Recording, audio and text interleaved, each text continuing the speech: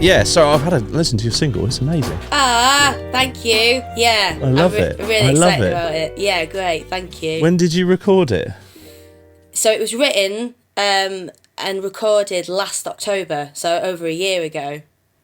Wow. In the studio up in Scotland, the same studio. Yeah. And it's just taken this long to kind of come to a place where it's ready to be released, and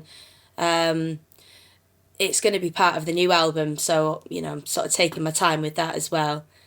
Yeah. The video is almost ready. It's being edited by my editor right now, and it'll be out in 3-4 days. However many days it is till Christmas. Oh, that's incredible. So did you record that around the same time as the song itself, or did that come a long time after? Yeah, quite a long time. We recorded the video in, I want to say, September, or maybe even October. It was quite recently, really, a couple of months ago. Yeah. And there's lots of, outside shots. I'm in the water quite a lot, so it was a little chilly, but it was good. I'm excited to see it, and I'm excited for everyone else to see it. Yeah, I'm excited to see it too. The themes of the song are obviously, as is all your work, is powerful. It's really, really sort of powerful stuff. For those who haven't heard the single yet, tell us a little bit about the themes of the song and the inspiration for it from your perspective. Yeah, well, as I say, it was written, recorded about a year ago up in Scotland, so in this studio you are surrounded by the wilderness basically, and there's a big live room that you can write in, record in, and you're looking out onto the ocean, and there's eagles flying past, and you'll see other seabirds, and it's just gorgeous. So it sort of was inspired by our surroundings and where we were, and it's called Mother Nature's Conversations, and it is just about listening to Mother Nature, and we are part of Mother Nature. So it's really just slowing down and, just getting rid of everything and just becoming who we are, getting back to basics. And I feel like we've kind of massively lost who we are through technology and through not really, being physically with each other that much anymore. A lot of communication now is online, which is so great that we can connect like this. Especially when we've got friends and family, across the world. But it really, we have lost a lot from not physically being, together. So it's about sort of reconnecting with each other, and it's about reconnecting with ourselves, with just going in. And, I do a lot of meditation now, just really getting to know myself and my body and feel how it feels to be me, which sounds really weird because I'm 37 years old. It's like, if you're not already done that yet, but it's with all these external things that we're subject to now, technology and all this sort of fast food and just fast entertainment. I think we've kind of really lost our way a little bit, and it's about reconnection with nature. We see ourselves separate from nature, from the animals, but this is literally what we are.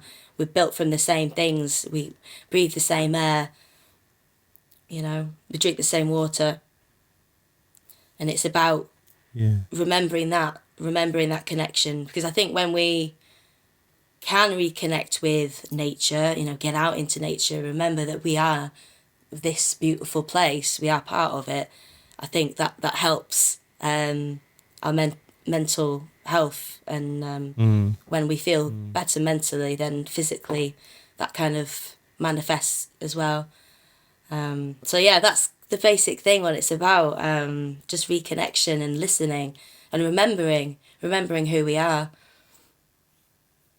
You strike me as somebody who's always managed to balance the two worlds really well. Like, you've managed to stay connected to nature, to the environment, to your wider purpose, and yet by the very nature of your work have to still engage with the kind of the digital world.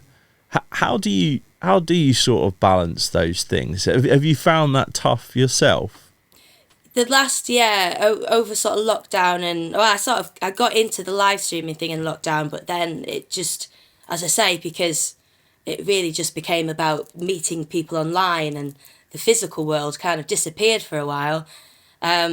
So I was super into the online thing, and then I think I just got overwhelmed by it. I was like, this is too much. This is so much.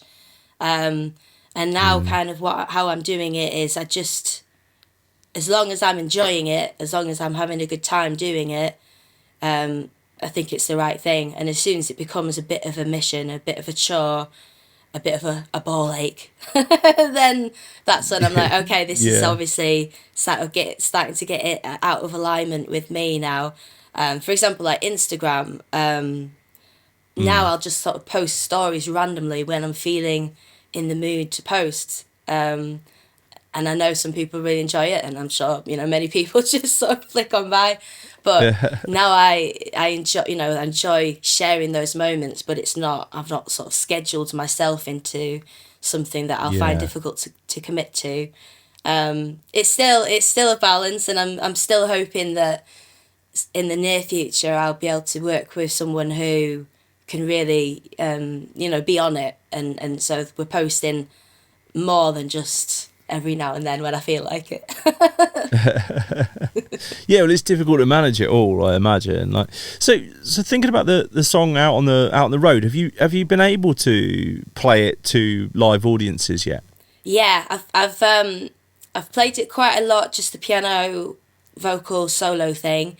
And yeah, people have loved it, which I'm so happy about. And it makes me even more excited because the recorded version, as you've heard, it's just the whole thing, isn't it? It's, with all the strings and the percussion and all the backing vocals, and we've got some flute and backing vocals from a guy called Northern Poet as well.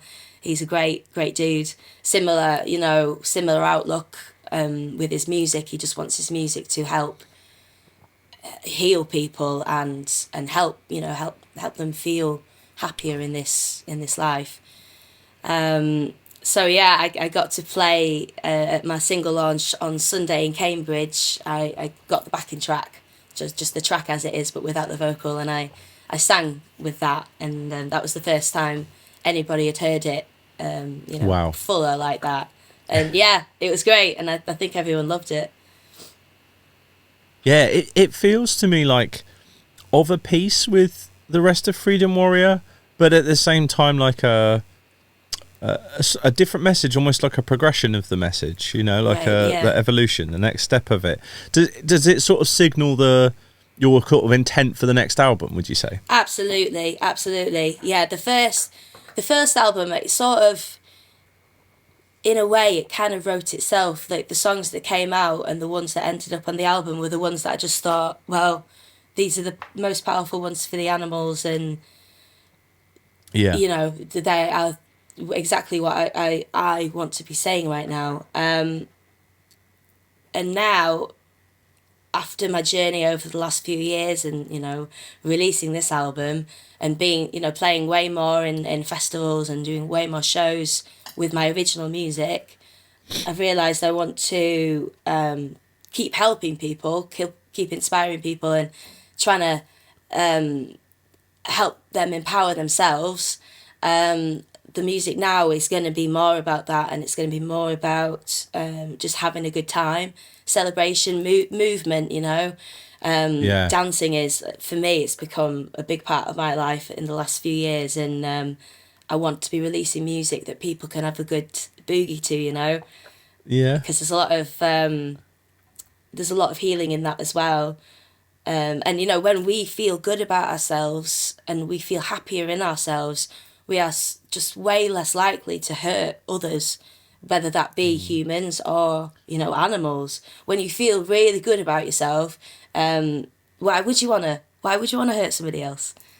All you want to do is help other people as well at that point. And so that's what I'm hoping, if I can make people feel better about themselves, then they will stop any sort of self-sabotage behavior, or at least start to be on that journey, and therefore will extend that to the animals and to their friends and family.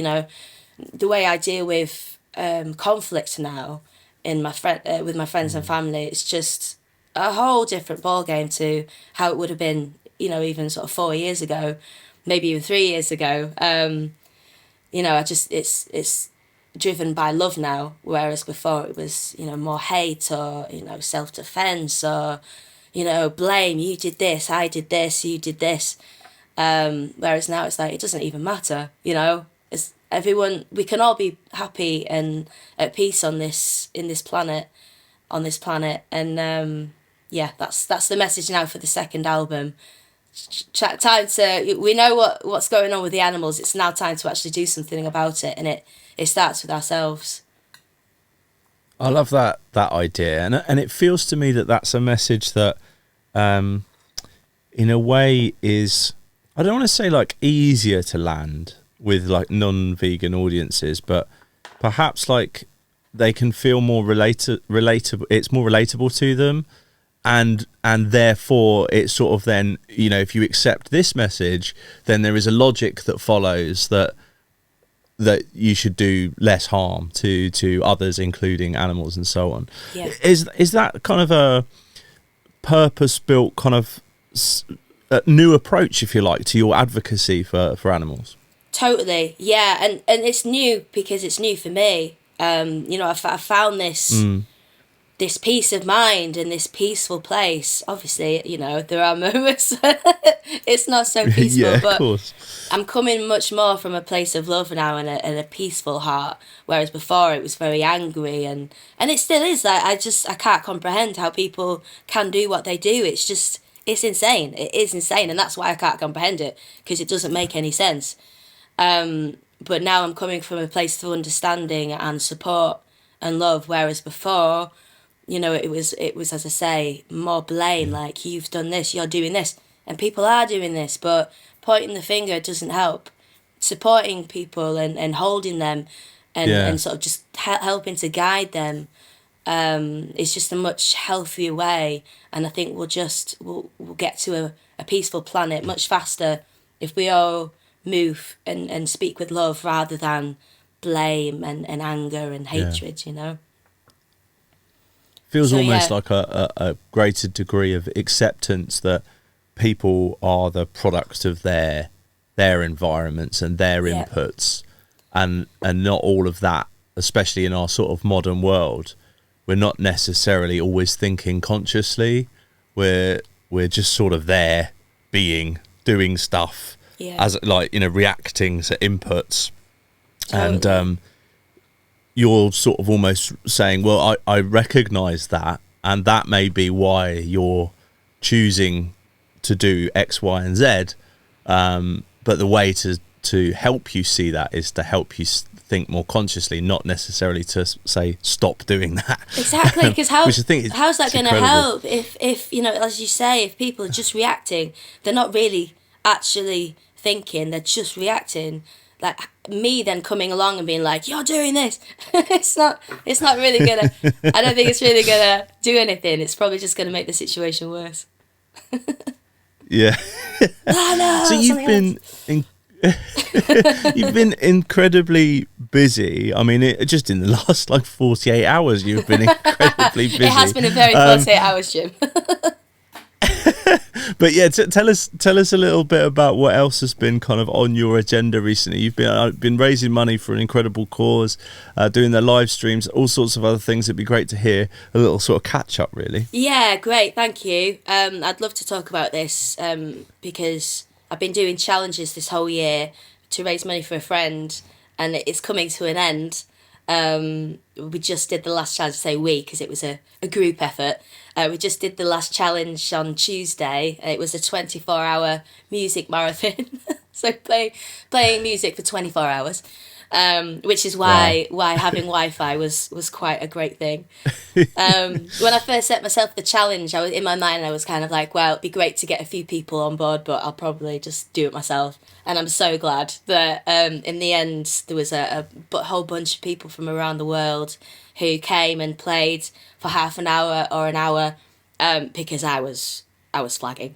So I did it. I sort of co-hosted it with a really good friend of mine. We travel a lot together now, and we do lots of music together and lots of this, sort of healing stuff that I'm talking about. Basically just trying to uplift people. So she did it with me because we have this good sort of duo comedy thing going on. And we actually, I have to admit, we fell asleep. We fell asleep at about 8:30 or 8:45, and the next guest. So there was somebody on until 9, and then the next guest was on at 9, and I woke up at about 10 past 9. I was like, and it was all fine. The next guy was waiting, and we sort of messaged the guy who was on before and said, really sorry. I mean, I think it was all fine. We do have the video to watch back and see how awkward it was, though, so I'll probably be doing that. But it was so great. It was just magical, actually, to have all these people. We had people from England, obviously, but the friend I'm raising money for is from Alaska. And we met in LA, so we had friends from LA, friends from around America, and then quite a few artists from Alaska as well, which I just thought was absolutely bloody great. And everyone was so good. My connection wasn't amazing, so there were moments that were quite broken up and maybe sounded a bit shitty, but I mean, it's just about the vibe, really. And we raised, I don't know, maybe 200, 300 quid just over that time, which is Amazing. so great. So that was the music marathon, and then the rest of the year has been just a different challenge every month, raising money for my friend, but I also wanted to inspire other people with the challenges I'm doing, and I didn't realise, but actually I've got so much out of the challenges as well. I've grown so much. I can list a few of probably my favourites. Yeah, go for it. I did in April, I think it was April, I did a 10-day fast. So just drinking water, I had hot water as well, and fizzy water, but water. And that was amazing. It was so great. It was obviously really challenging, but never to the point where I was, really losing my mind over being hungry or whatever. It just meant I had to super slow down. I got to sort of day 5 or day 6, and like my energy was really low, like lower than it's really, apart from if you're ill or whatever, lower than it's ever really been. Although I didn't feel ill, I was just couldn't really do that much. And it just meant I had to slow down, like, completely. Like, I'd take the dogs out. We basically just went and drove to the Brecon Beacons and spent, like, the first 3 days I was doing a bit of work, but the last 7 days just in nature, just me and the dogs. And it meant that, I had to just go really slow. We'd do maybe an hour walk, and I'd have to stop every 5 or 10 minutes and just sit. But it was great because I'd sit and I'd be watching the river for 5 minutes, or I'd be listening to the birds for 5 minutes, or just kind of feeling into my own body and just like, okay, I feel low energy, but I feel great at the same time. So that kind of really taught me, as I say, to just slow down, and it felt good. It felt really good. So that was a good one. I did 50 miles. I walked 50 miles in 24 hours. Again, I thought it would be pretty easy, but I got to sort of 13, 12 miles away from the end. I'd started on my own. Me and the dog started at 4:30. I think it was 4:30 in the morning, just as the sun was coming up, because we did it in June. And then I met some friends 20 miles in, and then they walked sort of 15 miles with me, so that was great. And during that time, because it was like quite warm, I'd given my dogs to a friend who couldn't walk because she'd hurt her leg, but it all worked out great because I didn't want the dogs walking the whole thing. And then I got to sort of 10 miles, 12 miles before the end, and it really started to feel it.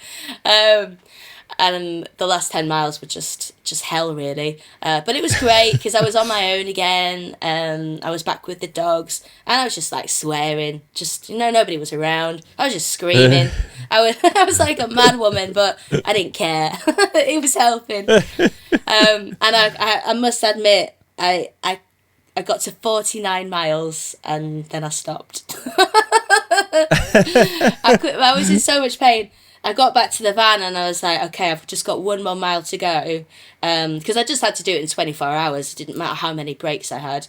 And I thought, I'll just have 10 minutes here and then I'll do it. And in those 10 minutes, I just kept on falling asleep. And then be like, oh crap, no. So I was like, you know what, I can't. I just got to finish here. And part of it was because the old me would have been like, no, you have to finish. So it was kind of partly challenging my own mentality to then be like, no, you know what, you've walked since 4:30 in the morning. It's now 1:30 in the morning. It's time to rest.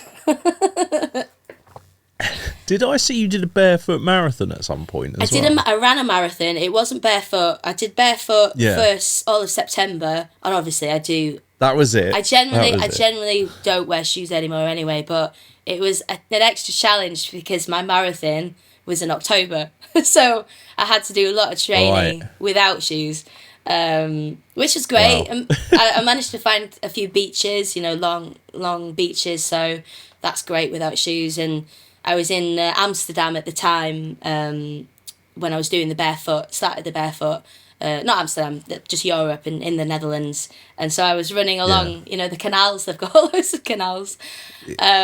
Not Amsterdam there, yes. But in Eindhoven, where I was, the canals just go on for miles and miles and miles. So although it's not the most pleasant underfoot, it's bearable. So what have collectively you've done all these amazing things in a year.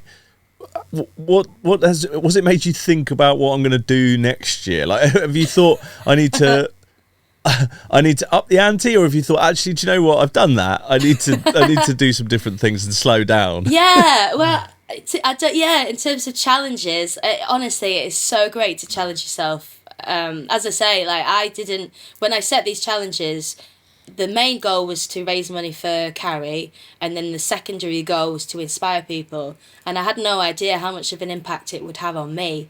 Because obviously when you challenge yourself, you are going to grow as a person.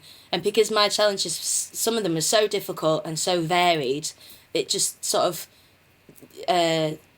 affected different parts of my body and my brain and my psyche. So it's just, I feel like I've had a total, makeover, body makeover in the last year. So, I'd encourage anyone else, if you've got any friends that need help financially or anything like that, set yourself some challenges, raise some money, because it'll help the person, it'll help the people around you, inspire them, but oh my god, it will really, really help you get to the next level of where you want to be. I'm probably not going to do more challenges like that, although we've been talking already about doing the marathon again, the 24-hour music marathon, raising more money for Carrie, because it was so great, so magical, and just getting all these people together, it just really, really helps. It really just boosts energy and all that stuff. But I am going to continue raising money for Carrie. I just won't be doing the challenges. I'll just have something there, and every now and then I'll be able to talk about it. But yeah, I don't know, something else might come to my mind. We'll see. It strikes me like that you, as we talked about earlier, you've had this sort of not a change, but an evolution in your sort of outlook, in your approach to things. And obviously, it's no coincidence that you've done all these amazing challenges and pushed yourself and come to that kind of those kind of conclusions. Probably during that process, I'd imagine. But what strikes me is that you're never in stasis. Like we said, most people are kind of reacting. They're just in their world, doing their thing, and if you like, we're creatures of habit. Everything is kind of like. The first day of January is probably fairly similar to the last day of December almost, in terms of we go to the same places, we probably buy the same coffee at the same place, these kind of things. Do you think part of that kind of like our sort of collective quest to kind of grow and evolve should be about removing ourselves from that stasis as much as possible whether it be a big challenge or in whatever way you can? Is that an important part of you think our collective journey, or is that a very much a Vegan Queen V journey? No, collective, absolutely. Yeah, you're super on point there. When we've got all these things, kind of these habits, we just kind of roll along with life. We don't really ever. I don't want to speak for everyone, but I feel like generally we kind of don't really use our own minds. Things are just kind of coming to us, and then it's like, okay, on to the next thing, like you sort of said, and we just kind of get into this sort of trance-like state, and I think part of that is being a human at the moment it can be a very painful thing, like this whole disconnection between each other. Between our friends and our family, it really has a massive effect on our psyche and on how we feel. For example, my relationship with my family is really not good. It's not good at all. And it's quite painful. And it is very easy when you are in pain. It might not be a family thing. It might be, something else. But what I'm trying to say is because of this disconnection, we are all hurting. Like there's a lot of trauma in our families and in our, past in our past families, and it kind of it's a generational thing, and it is very easy to just get distracted and get numbed by all these things. The computer, the television, the the coffee, the alcohol, the whatever it is. It's very easy to just kind of get lost in them and not have to think about all this pain that is going on. I really believe the only reason we're eating animals is because we're in so much pain. Like, why else would you want to inflict such horrendousness onto another beautiful, innocent, living being? And I really do think that all these external distractions are a big reason as to why we haven't got a vegan world yet, because everybody is just going through their life, drinking their coffee, doing their work, this freaking 9 till 5 insanity. You haven't even got time to see your kids. We're all just kind of going through, just swimming through, trying to, get to the next island, and we're not actually living, and I think distraction with things is a reason why. I can't even remember what you said, what the question was, but all that stuff, Yeah. Yeah, you were totally on point. I know, and then I lost it. I was like, totally swimming, that sounds like fun. Yeah. Your new album, when is that planned for? Have you got a date in mind? I haven't yet, because I'm still quite early on with the songs. We've got Mother Nature's Conversations, which is finished. Yeah. And then I've got the next song, which is called I Love You So Much, which, between you and me, Jim, it's about my dog. It's inspired by Zala. Oh, obviously simple amazing. As well. But yeah, I kind of started singing this hook to her, and then I was like, actually, that's pretty catchy. I might try and put it in a song. And it was one that I worked on with Ellie and Ailsa, who came to the studio with me last October, who also co-wrote Mother Nature's Conversations. We co-wrote this one together, and I think that's going to be the next single, because it's just it's a load of fun, and it's, you know, I love my dog so much. They're the most important thing to me in the world. So it's great that there can be a song, and the video is probably just going to be the dogs, to be honest. So hopefully everyone will enjoy that. And why not? It's great. It's great. Why not? And then there's a few more tracks that are sort of part way there, and then there's there's at least 5 songs that are yet to be written. But I'm thinking I'm going back to the studio in January to finish a few of the other songs, and I hope in that time I will also be writing more.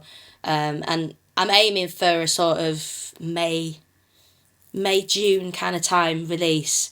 And what I want to do next year is do a tour around like churches around the whole of the UK, and then, you know, where else.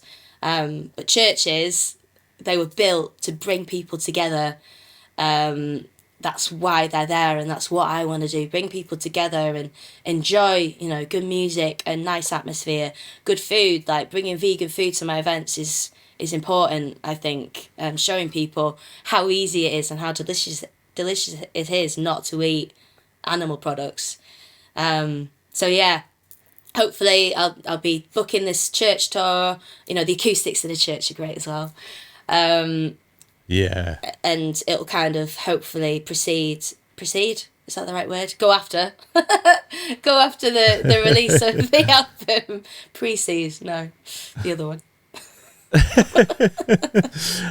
So over the summer last year, you had a super busy time. You were playing at lots of festivals and bits and pieces and traveling all over the place. Is that the plan for this summer? Can we expect to see you out on tour, on you know, in the live circuit and festivals? Yeah, absolutely. Yeah, I hope we get to do the Kids Vegan Festival again. That was great. The Vegan Kids Festival. It's so good. Yeah, everybody go and check out the Vegan Kids Festival. I think she'll be doing it back in August again, won't she? I think so. Yeah. Yes. What my intention is for this summer is just kind of wait and see who wants me to play, basically. Like, I'm not gonna. Yeah. When I was booking the tour, I was reaching a lot out to festivals. Whereas this time, I'm like, no. if you want me, you can contact me. And then lots more. I'll be doing more of my own events as well, because, as I say, I know how to hold people and make them feel good, and that is how we're going to change the world, by uplifting each other and tell, you know, just being a safe space. Somebody who listens, you know, all this distraction, people can't really actually focus anymore. But when I speak to somebody now, aside from when I'm speaking to you, because I'm looking at a camera rather than your actual face, but I want to look into their eyes and actually spend some time hearing what they've got to say. And even that, it sounds really boring and really simple, and, you know, who cares about that? But actually just taking the time to look somebody in the eyes and actually hear them and see them, that could change their life, you know, and then everyone else benefits, including all the animals. Oh, it's amazing, and it's a beautiful place to start wrapping up. But before we do, I want to tell people where they go find the new single, and get hold of Freedom Warrior, because they absolutely, if they haven't listened to that already, they need to listen to it. It's a phenomenal album. So where would folks go? So YouTube is probably a great place to see all the videos. So that's veganqueenv.com / no, the other way around. YouTube.com. It's early, guys. It's youtube.com / veganqueenv, and Mother Nature's Conversations, the video will be released there on Christmas Day. So I'll be there, ready. And all the music is available as well on Spotify and all the streaming places online. So Christmas Day, that's when it's out. And I also have it on Bandcamp. It will be on Bandcamp for anyone who likes to support the independent artist directly. You can do that much better with Bandcamp, because it takes a much smaller cut of the overall. Spotify, you know, we don't really get paid at all. Yeah. But do that, folks. Yeah, but I want to have my music on there, because that is where people listen to music. So I feel it's important to be represented on there as well. But yeah, it's do both. Christmas Day. Do exactly. both. If you can do both, you're amazing. But yeah, Christmas Day is when it's out. And also, just going back to the fundraiser, I'm going to keep the fundraiser open until New Year's Eve, and then I'll be starting a new page for her come January. But if you want to donate to my fundraiser for my friend, if you go onto my Instagram, there's a link in my bio, and that takes you through to the GoFundMe fundraiser. Or you can just whack Carrie. Her name's Carrie Pavish Anderson. If you feel generous enough, just go onto paypal.me/Carrie Pavish Anderson, and that money goes way more direct to her, and there's not a GoFundMe fee. So if anyone feels like doing that, you'd be absolutely incredible. Thank you. And I think that's all the links.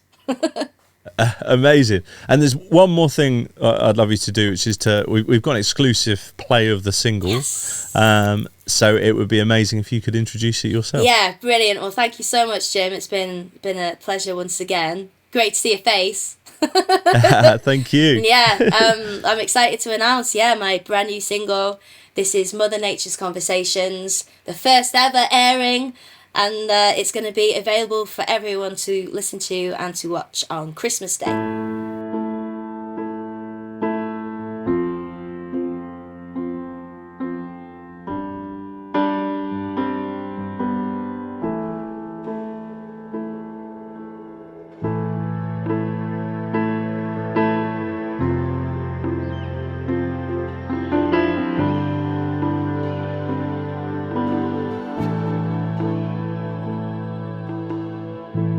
Who the hell am I? Why am I here? Born into something where they live in hate and fear. So disconnected from the place we call home. Do I belong here? When I listen, then I know. I see it when the birds ride the breeze. I feel it when the river rushes over me. I hear it in my baby's cry. I see it in my lover's eyes. We are beautiful, magical creations, the bottom of nature's conversations.